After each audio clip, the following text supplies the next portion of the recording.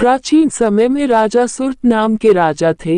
राजा प्रजा की रक्षा में उदासीन रहने लगे थे।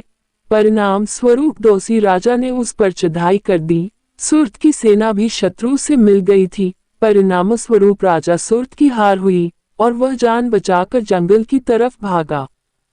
उसी वन में समाधि नाम का एक बनिया अपनी स्त्री एवं संतान के दुर्व्यवहार के कारण निवास करता था। उसी वन में बनिया समाधि और राजा सुर्त की भेंट हुई। दोनों का परस्पर परिचय हुआ। वे दोनों घूमते हुए महर्षि मेघा के आश्रम में पहुंचे। महर्षि मेघा ने उन दोनों के आने का कारण पूछा तो वे दोनों बोले कि हम अपने सगे संबंधियों द्वारा अपमानित एवं तिरस्कृत होने पर भी हमारे हृदय में उनका मुंह बना हुआ है। इसका कारण क्या है?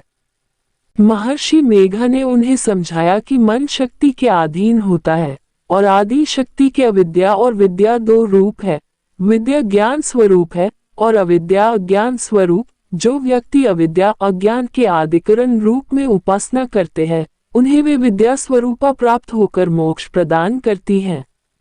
इतना सुन राजा सुर्त ने प्रश्न किया, हे महर्षि, देवी कौन है? उसका जन्म कैसे हुआ? महर्षि बोले, आप जिस देवी के विषय में पूछ रहे हैं वह नित्य स्वरूपा और विश्वव्यापिनी है।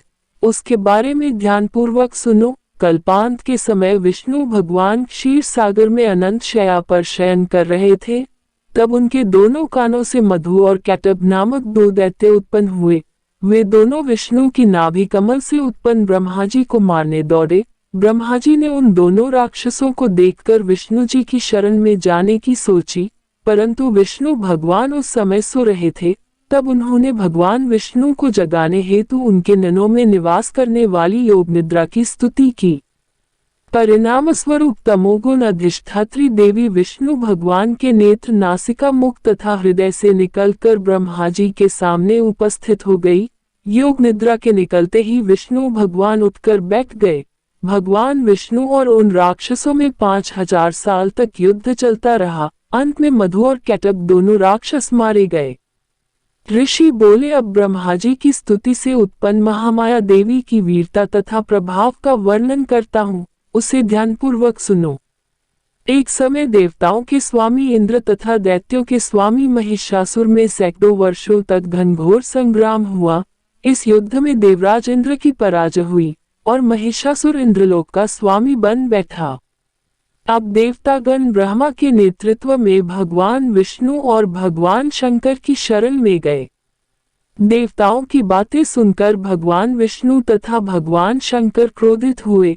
भगवान विष्णु के मुख तथा ब्रह्मा जी और शिवजी तथा इंद्र आदि के शरीर से एक तेजपुंज निकला, जिससे समस्त दिशाएं जलने लगी और अंत में यही तेजपुंज एक देवी के रूप में परिवर्तित हो गया। देवी ने सभी देवताओं से आयुध एवं शक्ति प्राप्त करके उच्च स्वर में अट्टहास किया, जिससे तीनों लोकों में हलचल मच गई। महिषासुर अपनी सेना लेकर इस सिंहनाद की ओर दौड़ा। उसने देखा कि देवी के प्रभाव से तीनों लोक आलोकित हो रहे हैं। महिषासुर की देवी के सामने एक भी चाल सफल नहीं हुई और वह देवी के हाथों मारा गया। आगे चलकर यही देवी शुंभ और निशुंभ राक्षसों का वध करने के लिए गौरी देवी के रूप में अवतरित हुई। इन उपरोक्त व्याख्यानों को सुनाकर मेघा ऋषि ने राजा सुर्त तथा बनिया से देवी स्तवन की विधिवत व्याख्या की। राजा और वणिक नदी पर जाकर देवी की तपस्या करने लगे। 3 वर्ष तक घोर तपस्या करने के बाद देवी ने प्रकट होकर उन्हें आशीर्वाद दिया। इससे वणिक संसार के मोह से मुक्त होकर आत्मचिंतन में लग गया और राजा सुर्त ने शत्रुओं पर आक्रमण करके विजय प्राप्त करके अपना वैभव प्राप्त कर लिया।